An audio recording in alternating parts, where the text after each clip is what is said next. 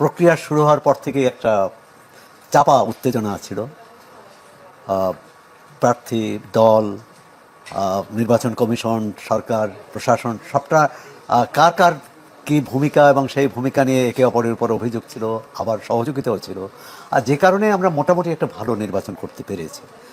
তাই জন্য যারা নির্বাচনের সঙ্গে সংশ্লিষ্ট সবাইকেই ধন্যবাদ।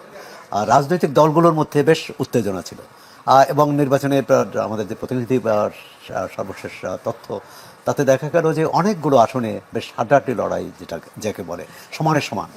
কেউ হয়তো 5,000 ভোটে এগিয়ে জিতেছেন, কেউ হয়তো হেরেছেন, কিন্তু লড়াইটা এমন ছিল যে চূড়ান্ত ফলাফলের আগে বলা যেত না যে কে জয়ী হবে, কে পরাজিত। একদমই। আমরা ঢাকা 17 আসনেও কিন্তু দেখেছি, যেখানে বিএনপি চেয়ারম্যান তারেক রহমান নির্বাচন করেছেন, সেখানেও জামাতের প্রার্থীর সাথে তার ব্যবধান কিন্তু খুব বেশি না।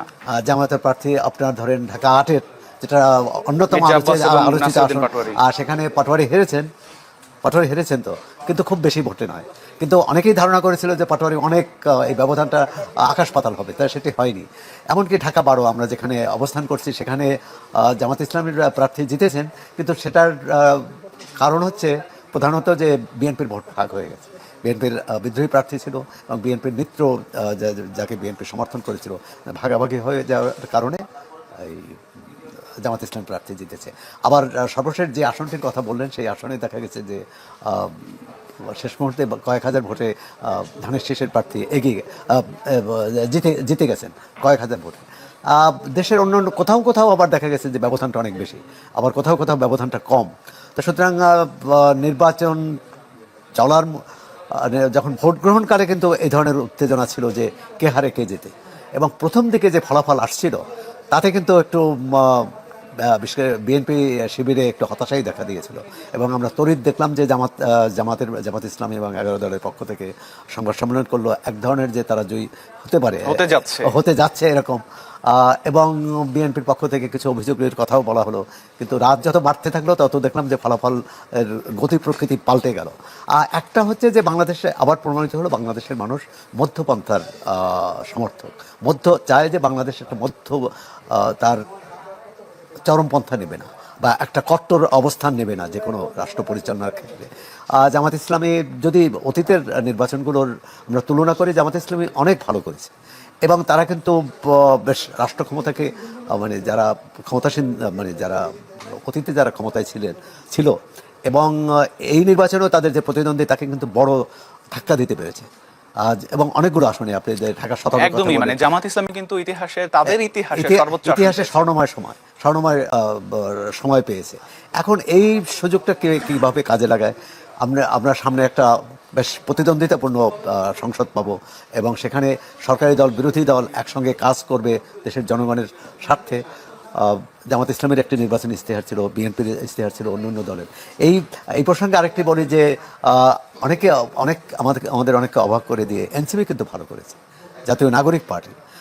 তাদের মাত্র 29টি আসনে তাদের প্রতিনিধি ছিল এবং সেখানে 5টিতে জিতেছে, কয়েকটিতে তার কিন্তু খুব কম ভোটে হেরেছে। সুতরাং আমি বলবো যে, এবং তাদের দলীয় প্রধান জিতেছে এবং বেশ কী বলে একটা চমকই বলবো, কারণ অনেকেই ভাবছিলেন যে তার যে প্রতিদ্বন্দ্বী বিএনপির বেশ শক্তিশালী প্রার্থী ছিলেন, প্রভাব, প্রতিপত্তি, অর্থ ইত্যাদি, এবং নাহিদ ইসলাম জিতেছে। তো যারাই এই নির্বাচনে জিতেছে আমরা অভিনন্দন জানাই। কিন্তু যে প্রশ্নটি আসছে যে তারা যে জনগণের কাছে অঙ্গীকার করেছে, সেই অঙ্গীকারটা রক্ষা করবে। আর এর অর্থ না, অতীতে আমরা যেটা দেখে এসেছি যে এটা না হয়, যে দল জয়ী হয়েছে তার অঙ্গীকারই পূরণ হবে, যে দল জয়ী হতে পারেনি তারা তো সংসদে যাবেন। সুতরাং তার যে নির্বাচনী প্রতিশ্রুতি, যে সেই প্রতিশ্রুতি যেগুলো জনগণের কল্যাণে থাকবে, যেমন জামাত ইসলামের যে একটি কর্মসূচি আছে যে 5 শিশু এবং প্রবীণ, 5 বছরের শিশু নিচের যে শিশু এবং প্রবীণ, তাদের চিকিৎসা ব্যয় রাষ্ট্র বহন করবে।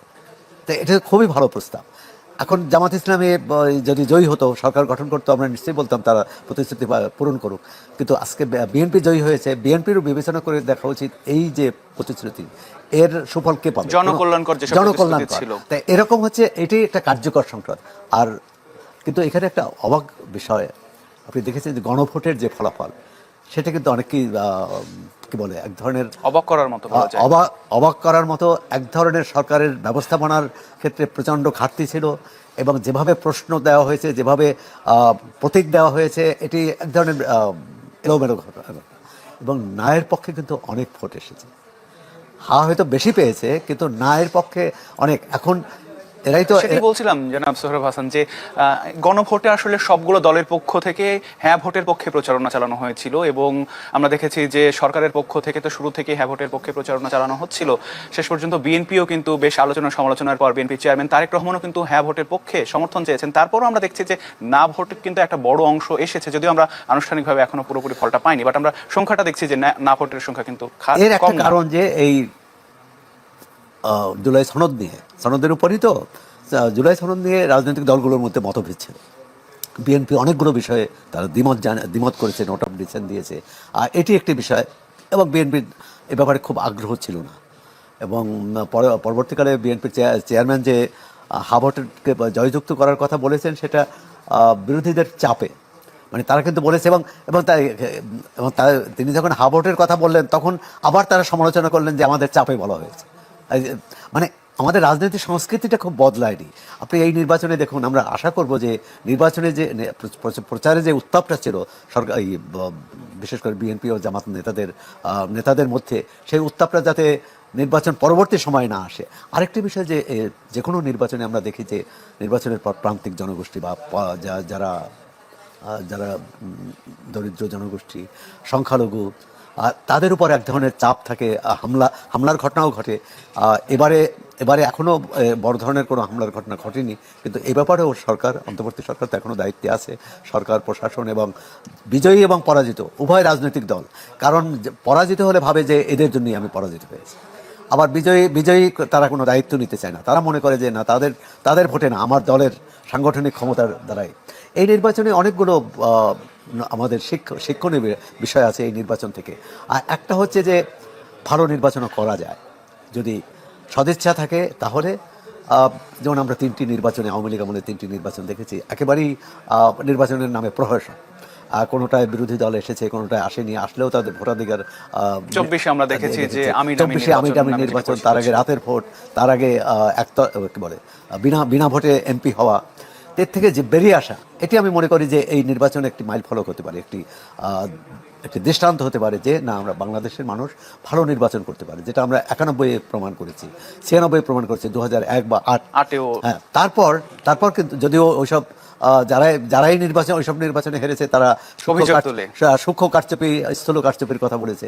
তা আমরা চাই যে এই নির্বাচনটা আমরা ভালো মতো করতে পারলাম।